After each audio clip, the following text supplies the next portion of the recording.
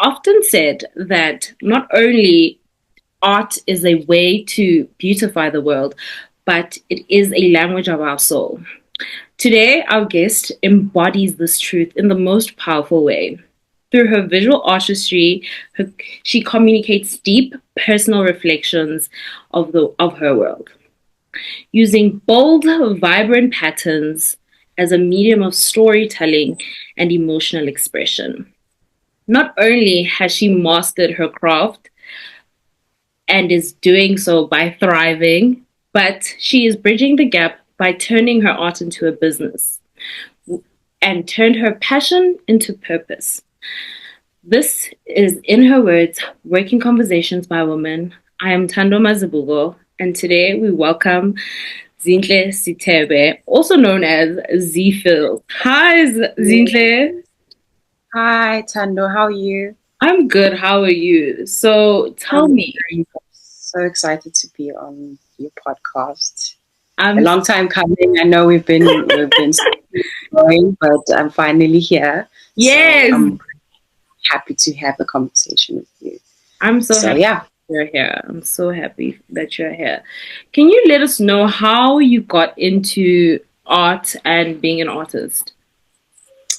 Yeah, I think I tell this, I feel like I'm like a broken record, but I'll just say it anyway. But I think from a young age, I've always been a creative. I think I've been that little girl that was in front of the TV, busy copying what's being drawn on the TV. I always had a pen and paper, pencil, crayons.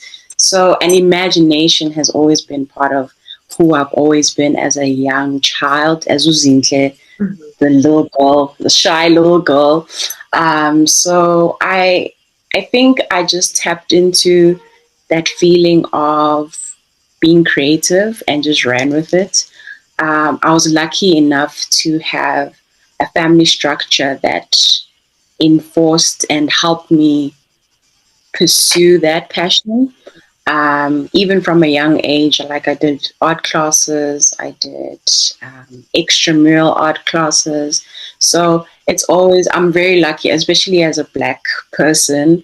It's a very hard sell to your parents or people around you that this is something that can be lucrative or something that can come out of this, you know.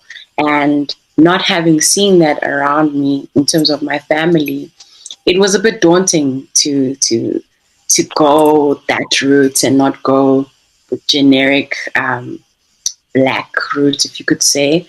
Um, so I could say I was a bit of like the black sheep, you know, trying to prove myself a lot of the time. So yeah, it started then. I kept on doing it in primary school. I did art classes. Um, and then I think high school, where I did it more as a subject, you know, when you start to choose your subjects, I was like, I might as well do this since I'm good at it. And I was the type of girl where people would want me to draw pictures for them. And I was like, guys, I need to get money out of this at this point because now you guys are now using me as a medium of getting your artwork across. So then after high school, I did my art classes. I chose my subjects in art. And I think I worked with an art teacher where I could learn how to do different things. And it was predominantly traditional art, which was like your painting, your drawing, very traditional mediums of art in high school. And then I worked with my art teacher, finding ways how I could improve.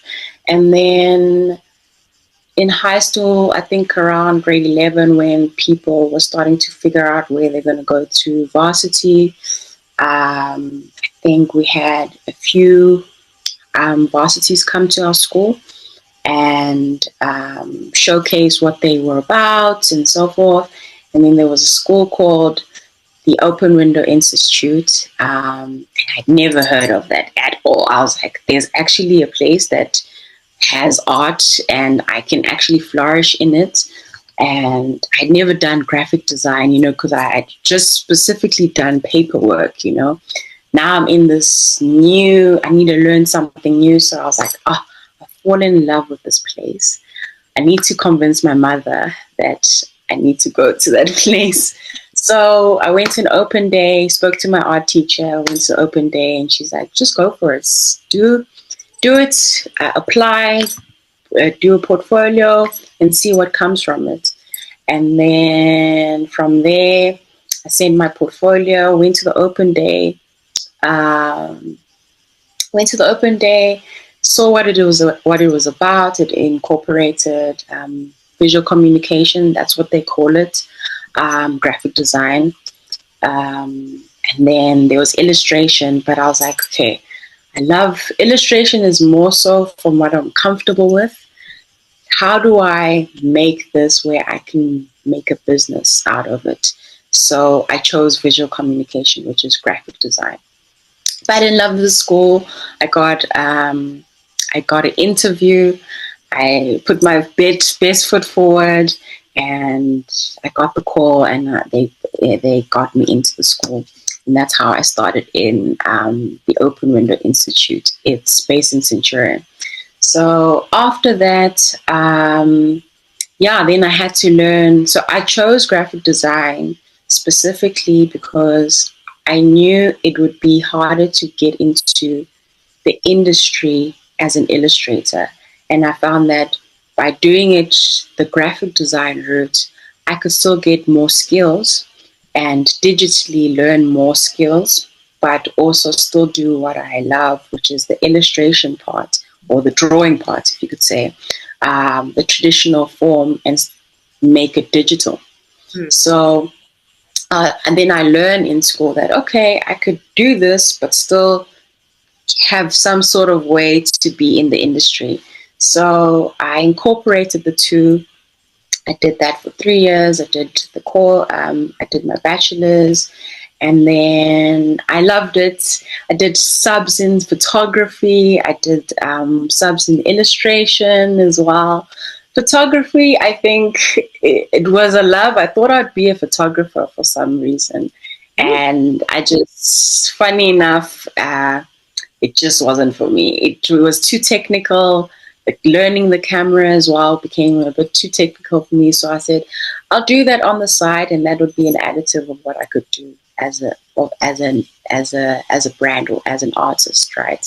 So after that, I finished studying, got my bachelor's, and I was like, wait, I don't know if I really want to do graphic design anymore. I really love the subs in illustration, the subs that I was doing while I was doing graphic design. And I was like, I really love the storyboarding. I love the story part of illustration. And graphic design, as much as you're creating stories, but it's specific to a brand, right? And you're creating stuff for a brand, and you're creating magazines, billboards, and very much visual communication work. And I was like, and branding, and and I was just like, I like it, but I want to be my own person, and I want to create work that I don't know what it speaks to, but I want to create something that doesn't box me, And I felt like in the graphic design world, it boxed me in a certain box, and I didn't want that. And I was like, how do I become a rebel, but still do what I love, and just take the risk and just do it? So I was like, look, I'll do the graphic design for the next 2 years while finding skills in illustration.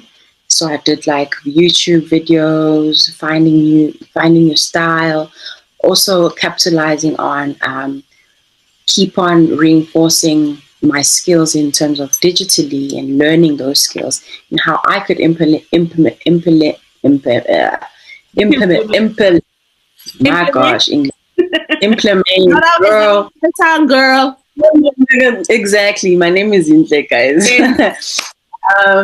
yeah, how I could implement it into my work. And that basically started the journey in me finding myself and my artistic style. And I won't lie, it wasn't easy, being a freelancer and also proving to the people around you that this thing could work. I really had to start from the ground up, like I really had to lay foundation, find my style.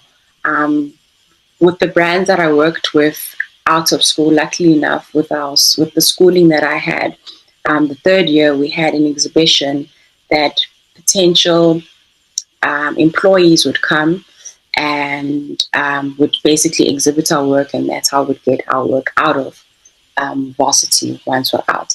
So those clients, luckily enough, people that I work with, word of mouth happened, and they could see that she had a talent, but she needed a bit of time, and they believed in me, what my vision was, and by God's grace, it helped catapult my career in amplifying what I wanted for myself and being that rebel. And yeah, then clients started talking, and I also started reaching out to clients as well, like writing emails. I didn't just wait and just sit there and wait for the work to come. Like I sent emails out, I sent work out, this is what I've done. And that really helped, get my name out there and who I was. And even if people didn't know who I was, they had an idea of my work, and the work that I put out, and the style and what it spoke to. And I think as my journey progressed, I started to trust myself and be more confident in my style and who I was as a person and what I wanted to do for myself and the people around me and the stories that I wanted to tell. And yeah, that's how I started my art journey. And here I am. I run my own business as a freelancer, as a female black freelancer, yes. And as hard as it is, because I think we'll get into it, but as hard as it is, it takes a lot to bank on yourself, to really push what you believe in and actually have other people believe what you're really trying to push and dream about. So I'm really grateful for the people that have seen what I see in myself. But I hope to also just inspire the next person to also do far more than what I've done as well. So yeah, that really is my artist journey, and it's still continuing. If I had to say, Tando, like I think it never stops. We never stop learning. I don't think I could say if I get to a specific point in my career, I'd say, yeah, I've made it. I feel like we're always learning things, and there's many stories to tell. So I just feel like there's many stories to tell, and the stars are the limit. So yeah. That's amazing. You do touch on that it's taken you a while to find your voice and find your style as an artist. What what is a process that gets you into, being creative and doing your art and finding your artwork? Would you say What's like, the process rather? okay, what's my process as getting me into the process of creating my art? Yeah. Um, I would say it's a hard one, because I think I'm inspired by a lot of things, and I can't say that this is what I do, and this is the book that you need to read, and you know, it's different every day. Like I could have this conversation with you, and from this conversation, I'm inspired by the person that you are as a woman, and you're telling stories by women, for women, or by for anybody else, and I could create something out of that. So I feel like everyday people inspire me to create what I want to create. My process, I start off with sketches, sketch my stuff out. Some stuff don't make it, you know. I think I'm a little bit of a hoarder when it comes to uh, ideas. You know, there are a lot of things that haven't made it. I think it's just self doubt in terms of just believing that this is the one. But I think I've had a conversation with somebody and they've been like to me, but it doesn't need to be perfect. You know, it doesn't have to look the way it looks in your mind. You just have to share, and the process will come from that. So yeah, I try to sketch as much as I can, write down random ideas, the most random ideas, because you can always come back to those ideas and they can branch off into new ideas that create something more beautiful. Um, yeah, I sketch a lot. I listen to a lot of people and their stories as well. I have been really inspired by um, just everyday people. I try to also show that in my art. I think I haven't seen, I think now it's become more apparent, but I think when I first started out, there weren't really a lot of illustrations that look like what I create. Very flamboyant, very gender neutral, if you could say. I do that because I don't want it to be gendered as you're, as much as it's focused on women. As a man, you still need. If I'm showing a powerful figure, I want a man to also see themselves in that person. You know, I don't want it to be just a general sense on women. I want everybody to get a story out of that or get a lesson out of that, you know. So, but yeah, the process, I honestly, Tando, it's, I can't pinpoint that it's one, I do this, two, I do this. It really is, it's how it is one day or the other. It's not necessarily, I can't pinpoint something that I could say that And this is the process. Yeah. you Yeah. should share that those drafts that you do, because that's document them. Fair enough. Yeah. That's your Yeah, you're right. narrating You're to right. other artists. You know, Right. document But it. you know what it is? It's back to the thing of it has to, you need to see the final product. It's that vulnerability of showing. I know. It's that vulnerability of showing the mistakes. It's that vulnerability of showing the miss. But I guess that's what people want to see and what shows people the process of what got to that final product. So I do hear you. I do We hear want to see a to. TikTok and be like, you know, this sketch is it, and I didn't finish it, and that's okay. Yeah, you're right. You know, see, so this conversation already is inspiring for me to actually.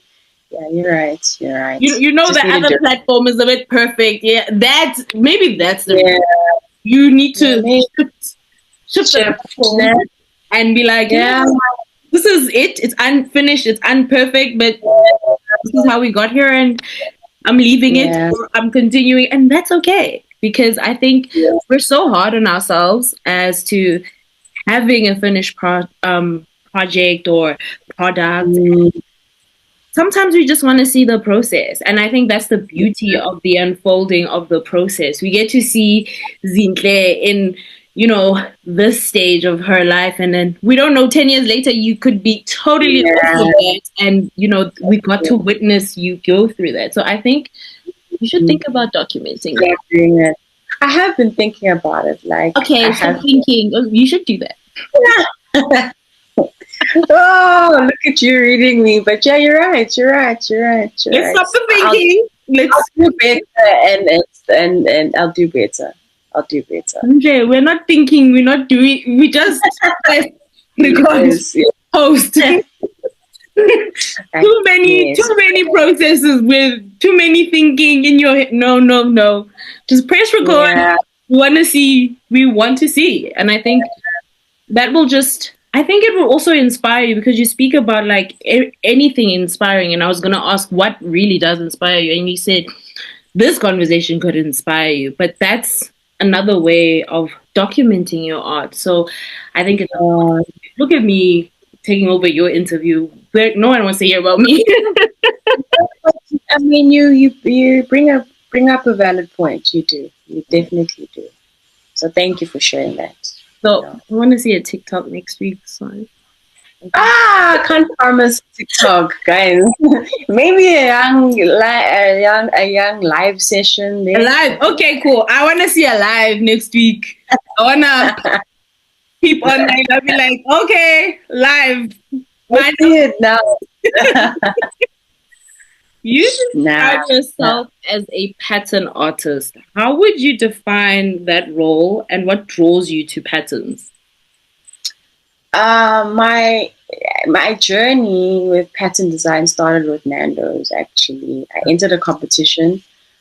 It's called the Nando's Hot Young Designers Competition, and they were running It was run by. They had like a sub company called Clout SA, and Clout SA basically they work with emerging creatives or emerging artists, and they put them into a space and they showcase their work, And back to the graphic design, I entered saw it on Instagram and I entered the competition. I was like, what?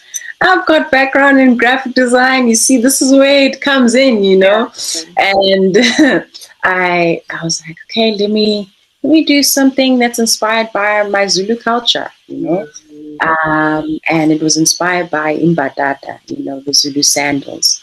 And I got into that competition. I was a top 10 finalist, and that started my love for pattern design, because they showed me the different perspectives and how many touch points pattern design can touch, like interiors, clothing, scarves, everything, and you really learn about how stories can be told through pattern design as well. Not only just illustration or drawing, it can be done through pattern design.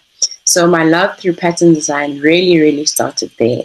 And then it grew when I started realizing, how do I put my own feel or my own self into this pattern? How do I make it unique to me and it tells a story? And I was like, okay, I already did it with my Zulu heritage, so I could already run with that, and tell my story as a Zulu girl, and that specific pattern was inspired by, the middle ground between being a Zulu girl that's being raised in the suburbs, but I go home to my grandmother who's in KZN, and I live a different life, and it's this juxtaposition between finding yourself. You're not Zulu enough, but you're not considered White. white enough. Yeah, here's what it is. Yeah. You're white enough. I just had this conversation. My episode that's dropping today has this. Yeah, you're not considered. So you're finding yourself in the middle and navigating that feeling of you're not your parents and your grandparents, but you also really identify with this heritage of yours, right? And how do you make it yourself? How do you make it yours? So it's also navigating yourself as a Zulu woman, but in this new age. So I took that pattern and I was like, okay, I'm a new age Zulu girl. And what does a new age Zulu girl look like? She's figuring it out, but through pattern, certain shapes are triangular, and that shows the friction between being a certain way, but also having to be a certain place, be a certain way in another place, in the suburbs. And then finding research that triangles and diamonds mean certain things in the Zulu culture, for example. For example, if I had to show you like triangles, for example, mean the male figure, and then the turned over triangle means the female. And then when you have a diamond, so your triangle on top of a triangle means the family, like a marriage, you know? So you learn that different shapes can mean different things. And that's how I learned how to create meaning with different shapes. And that's how I started to find stories in finding myself in these patterns, but also finding stories within these patterns. So yeah, that's how I started my love for pattern design. It's still a bit new. It's fairly new, but I really love it. I mean, there is something coming out this year. You're the first to know. Okay, I'll be. Yeah, you I know. want that. Whatever it is, I'm not gonna even try say it. You know. Yeah, I but want with it. pattern design, yeah, which I think I found a way to tell a story that speaks to mental health, and that's what you were speaking to in the question you were going to answer about what inspires me. And women inspire me because I've grown up in a household that is predominantly matriarchs, you know, like woman on woman on woman. I was brought up by a single mom, even though I have a father. Predominantly, I was brought up in a female household. My grandmother, my aunts, and everybody. So those are the people that have inspired me, and the people that have been around me to enforce my create. It almost as if like it's like me, almost as if it's like a thank you to them because they let me be who I was, and they're inspiring me in a way to be this person that they've inspired me to be. So, yeah, what I'm trying to push out soon this year is really inspired by women and enforcing the confidence of women. I really want to uplift people, not only women, but people as a general sense. Um, I really want to also, tap into mental health as a young girl, being shy and being very inward and not really being able to express myself. And I used my art to express who I am, and grow in who I am as a person and who I am as a being.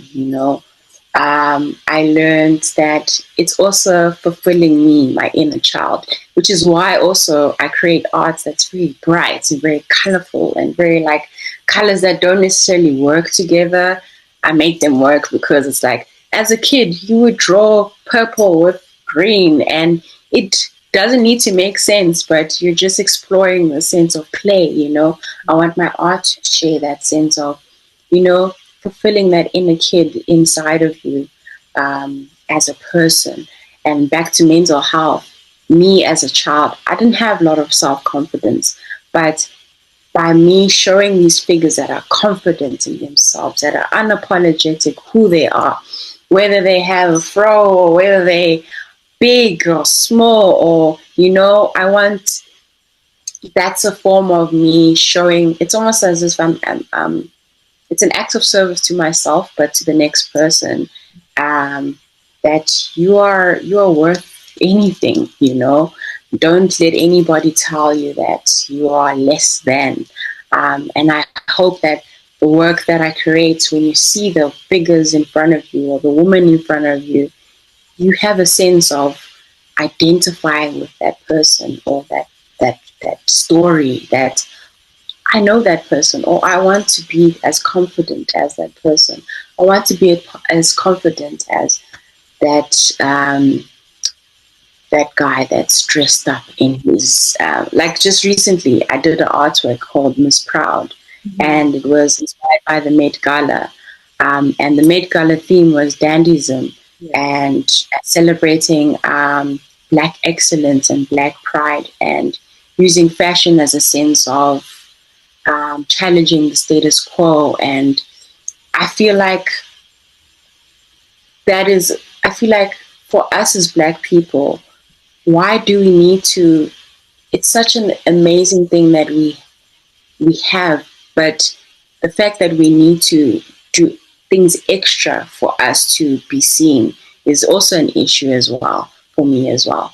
But by being extra, that's also a superpower for us as well, because I feel like a lot of people gravitate towards us, and I want to celebrate that sense of difference and that sense of uniqueness.